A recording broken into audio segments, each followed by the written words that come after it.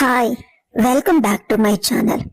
ಮಲಗಿದ್ದ ಗಂಡನ ಪಕ್ಕದಲ್ಲಿಯೇ ಹೆಂಡತಿಯನ್ನು ಮನೆ ಕೆಲಸದವನು ಮತ್ತೆ ವಾಚ್ಮೆನ್ ಇಬ್ಬರು ಗಂಡಸರು ಚೆನ್ನಾಗಿ ಉಪಯೋಗಿಸಿಕೊಂಡು ಸುಖಪಟ್ಟು ಮಜಾ ಮಾಡಿದ್ದರು. ಕತೆ ಸಿಕ್ಕಾಪಟ್ಟೆ ಇಂಟ್ರೆಸ್ಟಿಂಗ್ ಆಗಿದೆ. ಎಲ್ಲೂ ಸ್ಕಿಪ್ ಮಾಡದೆ ಕತೆನ ಕೊನೆಯೇ ತನಕ ಕೇಳ್ತಾ ಹೋಗಿ. ನನ್ನ ಹೆಸರು ಸುದೀಪ. ನನ್ನ ಅಪ್ಪ ಒಬ್ಬ ವ್ಯಾಪಾರಿ. ನನ್ನ ಅಪ್ಪ ಅಮ್ಮನಿಗೆ ನಾನು ಒಬ್ಬನೇ ಮಗ. ಹಾಗಾಗಿ ನನ್ನನ್ನ ತುಂಬಾ ಮುದ್ದಿನಿಂದ ಬೆಳೆಸಿದ್ರು. ನನ್ನ ಕೆಟ್ಟ ಸ್ನೇಹಿತರ ಸಹವಾಸದಿಂದ ಕುಡಿತ ಕಲ್ತ್ಕೊಂಡೆ. ಹೀಗೆ ನಾನು ಬೆಳೆದು 25 ವರ್ಷ ಆದ್ರೂ ಕುಡಿತ ಬಿಡ್ಲೇ ಇಲ್ಲ. ಮತ್ತೆ ಬಾಟಲಿಯನ್ನ ಮನೆಗೆ ತಗೊಂಡು ಬರಲಾರಂಭಿಸಿದೆ. ಇದ್ರಿಂದ ನನ್ನಮ್ಮ ತುಂಬಾ ಬೇಜಾರಾಗಿ ಎಲ್ಲಾ ದೇವರಿಗೆ ಹರಕೆನೂ ಹೊತ್ತಿದ್ರು. ಏನೂ ಪ್ರಯೋಜನ ಆಗ್ಲಿಲ್ಲ ಬಿಡಿ. ಆಮೇಲೆ ನನ್ನಪ್ಪ ಅಮ್ಮಂಗೆ ಯಾರೋ ಹೇಳಿದ್ರಂತೆ, ನನಗೆ ಮದುವೆ ಮಾಡಿದ್ರೆ ನಾನು ಸರಿ ಹೋಗ್ತೀನಿ ಅಂತ. ಕೊನೆಗೆ ನನ್ನಪ್ಪ ಅವ್ರ ಸಂಬಂಧದಲ್ಲಿಯೇ ಒಂದು ಹೆಣ್ಣನ್ನ ನೋಡತೊಡಗಿದ್ರು. ಆದ್ರೆ ನನಗೂ ಕುಡಿತ ನೋಡಿ ಯಾರೋ ಹೆಣ್ಣನ್ನೇ ಕೊಡ್ಲಿಲ್ಲ. ಆದ್ರಿಂದ ನನ್ನಪ್ಪ ಒಬ್ಬ ಬಡವರ ಮನೆಯ ಹುಡುಗಿಯನ್ನ ತಂದು ನನಗೆ ಮದುವೆ ಮಾಡ್ಬೇಕು ಅಂತ ಹುಡುಗ ನೋಡಿಸಿದ್ರು. ಆಗ ಸಿಕ್ಕವಳೆ ದಾಕ್ಷಾಯಿಣಿ. ಅವಳನ್ನೇ ತಮ್ಮ ಮನೆಯ ಸೊಸೆಯಾಗಿ ನನ್ನ ಹೆಂಡತಿಯಾಗಿ ಮನೆ ತುಂಬಿಸ್ಕೊಂಡ್ರು. ದಾಕ್ಷಾಯಿಣಿ ಬಡವರ ಮಗಳಾದ್ರೂ ಕೂಡ ರೂಪದಲ್ಲಿ ಶ್ರೀಮಂತೆ. ಮೊದಲ ರಾತ್ರಿಯಲ್ಲಿ ನನ್ನ ಕುಡಿತದ ಅಭ್ಯಾಸ ಅವಳಿಗೆ ಗೊತ್ತಾಗಿತ್ತು. ಆ ದಿನ ಕೂಡ ನಾನು ನನ್ನ ಬಾಟಲಿಯನ್ನ ಬಿಡದೆ ಕುಡಿದು ಗೊರಕೆ ಹೊಡೆದು ಮಲಗಲಾರಂಭಿಸಿದೆ.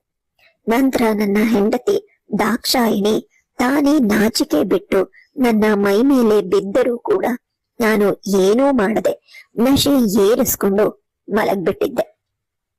ನನ್ನ ಹೆಂಡತಿ ಅವತ್ತಿಡೀ ರಾತ್ರಿ ಅಳ್ತಾ ನನ್ನ ಜೊತೆ ಅವಳ ಜೀವನವನ್ನ ನೆನೆಸ್ಕೊಂಡು ರಾತ್ರಿ ಕಳೆದಿದ್ಲು. ಮರುದಿನ ಬೆಳಗ್ಗೆ ಸ್ನಾನ ಮಾಡಿ ಹೊರಗ್ ಬಂದಾಗ ನನ್ನಪ್ಪ ಬಿಸ್ನೆಸ್ ಸಲುವಾಗಿ ಹೊರಗಡೆ ಹೋದ್ರು. ನನ್ನಮ್ಮ ಮೀಟಿಂಗು ಕ್ಲಬ್ಬು ಅಂತ ಹೊರಗಡೆ ಹೋದ್ರು. ಶ್ರೀಮಂತರ ಮನೆ ವ್ಯವಹಾರನೇ ಹೀಗೆ. ಏನು ಅಂತ ಅನ್ಕೊಳ್ತಾ ನಿಟ್ಟುಸಿರು ಬಿಟ್ಟು ಟಿವಿ ಬುಕ್ ನೋಡ್ತಾ ಕಾಲ ಕಳೆಯತೊಡಗಿದ್ಲು ನನ್ನ ಹೆಂಡತಿ ದಾಕ್ಷಾಯಿಣಿ. ಆಗ ಬಂದು ನನ್ನ ಮುಂದೆ ಓಡಾಡೋದು, ನನ್ನ ಗಮನ ಸೆಳೆಯೋದಕ್ಕೆ ಏನೇನೋ ಮಾಡುತ್ತಿದ್ಲು. ಆದ್ರೆ ನನಗೋ ಬಾಟಲಿನ ಬಿಟ್ಟು ಬೇರೆ ಕಡೆ ನನ್ ಜ್ಞಾನ ಹೋಗ್ಲೇ ಇರ್ಲಿಲ್ಲ. ಹೀಗೆ ಕಾಲ ಕಳೆಯತೊಡಗಿತ್ತು. ಅವಳಿಗೆ ತುಂಬಾ ಬೇಜಾರಾಗತೊಡಗಿತ್ತು. ಮನೆ ಕೆಲಸಕ್ಕೆ ಅಂತ ರವಿ ಎಂಬ 18 ವರ್ಷದ ಹುಡುಗ ಇದ್ದ.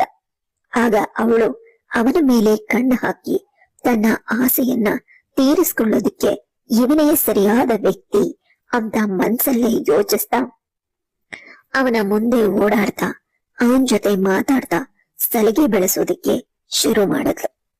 ಅಡುಗೆಗೆ ಸಹಾಯ ಮಾಡೋ ನೆಪದಲ್ಲಿ ಆಕಸ್ಮಿಕವೆಂಬಂತೆ ಅವನ ಹತ್ರ ಹೋಗಿ ಮಾತಾಡ್ತಾ ಇದ್ಲು. ಆಗಿಲ್ಲ ರವಿ ನನ್ನ ಹೆಂಡತಿ ದಾಕ್ಷಾಯಿಣಿಯನ್ನ ಕಣ್ಣು ಮೊಟಕುಗೊಳಿಸದೆ ನೋಡ್ತಿದ್ದ. ನಂತರ ಇಬ್ಬರು ತುಂಬಾ ಸಲುಗೆಯಿಂದ ಮಾತನಾಡತೊಡಗಿದ್ರು. ಒಂದು ದಿನ ರವಿ ಕಸ ಗುಡಿಸುತ್ತಿದ್ದಾಗ ದಾಕ್ಷಾಯಿಣಿ ನಾನು ಕಸ ಗುಡಿಸ್ತೀನಿ ಅಂತ ಅವನ ಕೈಯಲ್ಲಿದ್ದ ಪೊರಕೆಯನ್ನ ತೆಗೆದುಕೊಳ್ಳಲು ಹೋದಳು. ಆಗ ತಾನೇ ಗುಡಿಸ್ತೀನಿ ಅಂತ ಹೇಳ್ದ. ಅದಕ್ಕೆ ದಾಕ್ಷಾಯಿಣಿ ಪೊರಕೆಯನ್ನ ಕಿತ್ತುಕೊಳ್ಳೋದಕ್ಕೆ ಹೋದ್ಲು. ಆ ಕಿತ್ತಾಟದಲ್ಲಿ ರವಿಯ ಕೈ ದಾಕ್ಷಾಯಿಣಿಯ ಮೈ ಮೇಲೆಲ್ಲ ಹರಿದಾಡ್ತಿತ್ತು.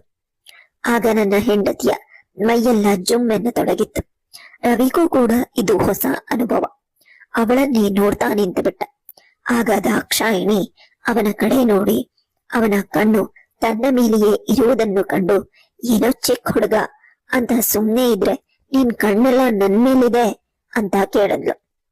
ಆಗ ರವಿ ಅವಳನ್ನೇ ನೋಡ್ತಾ ಹೌದು, ನಿಮ್ಮನ್ನೇ ನೋಡ್ತಾ ಇದ್ರೆ ಸಮಯ ಕಳೆಯೋದೇ ಗೊತ್ತಾಗೋದಿಲ್ಲ, ಅಷ್ಟು ಸುಂದರವಾಗಿದ್ದೀರ ಅಂತ ಹೇಳಿದಾಗ ಅಷ್ಟೆಯೋ ಅಥವಾ ಮತ್ತೇನಾದ್ರೂ ಇದೆಯೋ ಅಂತ ಕೇಳಿದ್ಲು.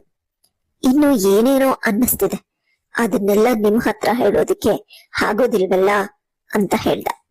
ಆಗ ದಾಕ್ಷಾಯಿಣಿ ತಾನೇ ಮುಂದೆ ಬಂದು ಹೇಳ್ದೆ ಇದ್ರೆ ಏನಂತೆ ಮಾಡ್ ತೋರ್ಸು ಅಂತ ಕೇಳಿದ್ಲು. ಈಗ ಆಶ್ಚರ್ಯದಿಂದ ರವಿ ಅವಳ ಮುಖವನ್ನೇ ನೋಡ್ದ. ಅವಳು ಕೂಡ ಹೌದು ಅಂತ ಕಣ್ಣಿನಲ್ಲಿಯೇ ಉತ್ತರಿಸಿದ್ಲು.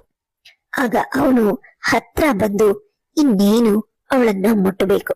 ಅಷ್ಟರಲ್ಲಿ ತಡೆದು, ಈಗ ಬೇಡ, ಮನೆಯಲ್ಲಿ ಯಾರಾದ್ರೂ ಬಂದ್ರೆ ಕಷ್ಟ, ರಾತ್ರಿ ನನ್ ರೂಮಿಗ್ ಬಾ ಅಂತ ಹೇಳಿ ಅಲ್ಲಿಂದ ಹೊರಟು ಬಿಟ್ಲು.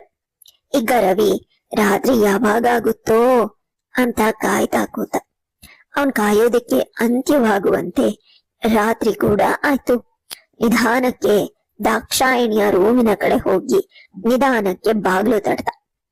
ದಾಕ್ಷಾಯಿಣಿ ಪಕ್ಕ ಮಲಗಿದ್ದ ಗಂಡನನ್ನ ನೋಡಿದ್ಲು. ಎದ್ದೋಳ್ಸೋದಕ್ಕೆ ಪ್ರಯತ್ನನೂ ಪಟ್ಲು. ಅವನು ಕುಡಿದ ನಶೆಯಲ್ಲಿ ಗೊರಕೆ ಹೊಡಿತಾ ಬಿದ್ದಿದ್ದ. ಈಗ ಬಂದು ಬಾಗಿಲು ತೆರೆದ್ಲು. ಬಾಗಿಲಲ್ಲಿ ನಿಂತಿದ್ದ ರವಿನ ನೋಡಿ ತುಂಬಾ ಖುಷಿಯಲ್ಲಿ ಅವನನ್ನ ಒಳಗಡೆ ಹೇಳ್ಕೊಂಡು ಬಾಗ್ಲನ್ನ ಭದ್ರವಾಗಿ ಮುಚ್ಚಿತ್ತು.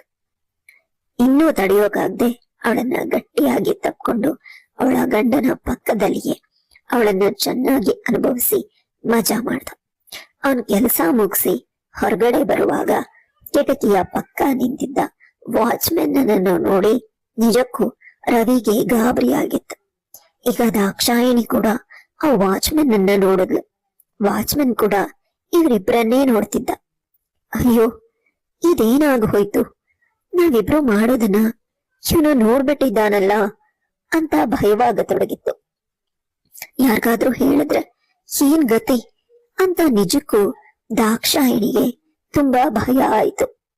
ಈಗ ವಾಚ್ಮೆನ್ ಹತ್ರ ಬಂದು, ಅಣ್ಣ ದಯವಿಟ್ಟು ಈ ವಿಷಯನ ಯಾರ ಹತ್ರನೂ ಹೇಳ್ಬೇಡಿ ಅಂತ ಕೇಳ್ಕೊಂಡ್ಲು. ಆದ್ರೆ ಆ ವಾಚ್ಮೆನ್ ನ ಕಣ್ಣು ಅವಳ ಮೇಲೇನೆ ಇತ್ತು. ಈಗ ಅವಳಿಗೆ ಅರ್ಥ ಆಗೋಯ್ತು ಅವನು ಏನ್ ಬಯಸ್ತಿದ್ದಾನೆ ಅಂತ. ರವಿಯ ಮುಖವನ್ನ ನೋಡಿದ್ಲು. ರವಿಗೂ ಕೂಡ ಅರ್ಥ ಆಗಿತ್ತು. ಈಗ ಏನ್ ಮಾಡ್ತೀರಾ ಅಂತ ರವಿ ದಾಕ್ಷಾಯಿಣಿಯನ್ನ ಕೇಳ್ದ. ಇನ್ನೇನ್ ಮಾಡೋಕಾಗತ್ತೆ, ಅವನ್ ಬಯಸ್ತಾ ಇರೋದನ್ನ ಅವನಿಗೆ ಕೊಡ್ತೀನಿ ಅಂತ ಹೇಳಿದ್ಲು. ಆದ್ರೆ ಅವನ್ ಜೊತೆ ನಾನ್ ಕೂಡ ಬರ್ತೀನಿ ಅಂತ ಕೇಳ್ದ.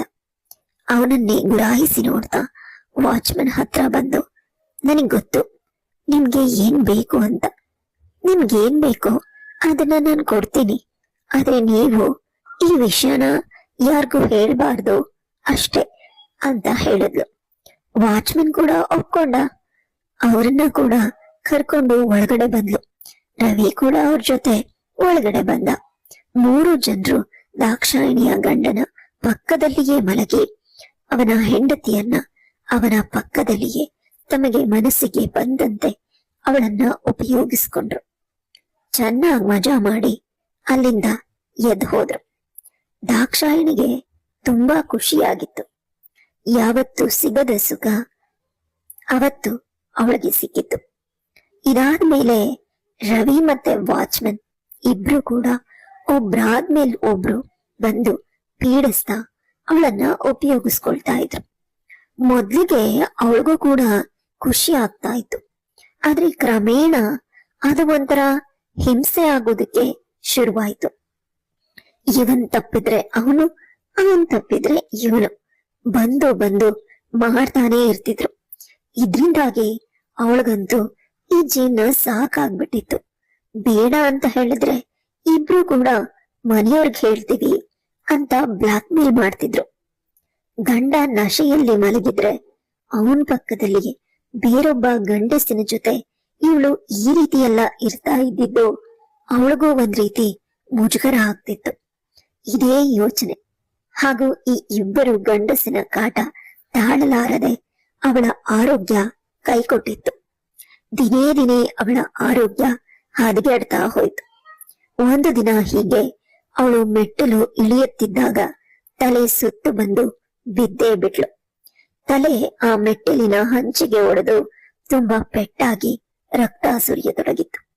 ಅವಳ ಗಂಡ ನಶೆಯಲ್ಲಿದ್ರೂ ಕೂಡ ಅವಳ ಹಣೆಯಿಂದ ಸುರಿಯುತ್ತಿದ್ದ ರಕ್ತವನ್ನ ನೋಡಿ ಗಾಬರಿಗೊಂಡು ಅವಳ ತನ್ನ ತೋಳಿನಲ್ಲಿಯೇ ತೆಗೆದುಕೊಂಡು ಹೊರಗೆ ಓಡಿ ಬಂದ. ವಾಚ್ಮನ್ ಅದನ್ನ ನೋಡಿ, ಇದೇನಾಯ್ತು ಸರ್ ಅಂತ ಕೇಳ್ದ. ಏನೂ ಇಲ್ಲ, ಹೋಗಿ ಆಟೋ ನಿಲ್ಸು ಅಂತ ಹೇಳ್ದ. ಅಲ್ಲೇ ರೋಡಿನಲ್ಲಿ ಬರ್ತಾ ಇದ್ದ ಆಟೋವನ್ನ ನಿಲ್ಲಿಸಿದ ವಾಚ್ಮನ್ ಅದರಲ್ಲಿ ತನ್ನ ಹೆಂಡತಿಯನ್ನ ಕರ್ಕೊಂಡು ಸೀದಾ ಹಾಸ್ಪಿಟಲ್ಗೆ ಹೋದ. ಹೆಂಡತಿಗೆ ಟ್ರೀಟ್ಮೆಂಟ್ನೂ ಕೊಡಿಸ್ದ. ಡಾಕ್ಟರ್ ಅವನನ್ನ ಕರೆದು ತಮ್ಮ ಕ್ಯಾಬಿನ್ಗೆ ಹೋದ್ರು.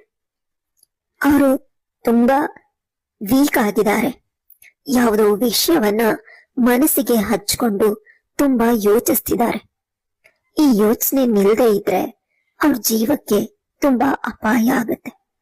ಅದೇನ್ ಯೋಚನೆ ಅಂತ ತಿಳ್ಕೊಂಡು ಅವರನ್ನ ಚೆನ್ನಾಗಿ ನೋಡ್ಕೊಳ್ಳಿ, ಇಲ್ಲದೆ ಇದ್ರೆ ನೀವವ್ರನ್ನ ಕಳ್ಕೊಳ್ಬೇಕಾಗತ್ತೆ ಅಂತ ಹೇಳಿದ್ರು. ಈಗ ಅವನಿಗೆ ಪಶ್ಚಾತ್ತಾಪ ಆಗೋದಿಕ್ಕೆ ಶುರುವಾಯ್ತು. ಅವಳ ಈಗಿನ ಸ್ಥಿತಿಗೆ ನಾನೇ ಕಾರಣ ಅಂತ ಅನ್ಕೊಂಡು ನಿಜಕ್ಕೂ ಅವನಿಗೆ ಬೇಜಾರಾಯ್ತು. ಅವಳು ಎದ್ಮೇಲೆ ಅವಳನ್ನ ನಿಧಾನಕ್ಕೆ ಕರ್ಕೊಂಡು ಮನೆಗ್ ಬಂದ. ಅವಳ ಕೈ ಹಿಡ್ಕೊಂಡು ಏನಾಗಿದೆ ನಿನಗೆ ಅಂತ ಕೇಳ್ದ. ಈಗ ಅಳ್ತಾ ಅವನ್ ತೊಡೆ ಮೇಲ್ ಮಲ್ಕೊಂಡು ಇರೋ ಎಲ್ಲಾ ವಿಷಯನೂ ಹೇಳ್ಬಿಟ್ರು. ಅವನಿಗೆ ನಿಜಕ್ಕೂ ಕೋಪ ಬಂತು. ಆದ್ರೆ ಅವಳ ಪರಿಸ್ಥಿತಿ ಹಾಗೆ ಇತ್ತಲ್ವಾ ಅಂತ ಅನ್ಕೊಂಡು ಸುಮ್ನಾದ. ಈಗ ರವಿ ಮತ್ತೆ ಆ ವಾಚ್ಮನ್ ಇಬ್ರನ್ನು ಕರೆದು ಅವ್ರಿಗೆ ಚೆನ್ನಾಗಿ ಬೈದು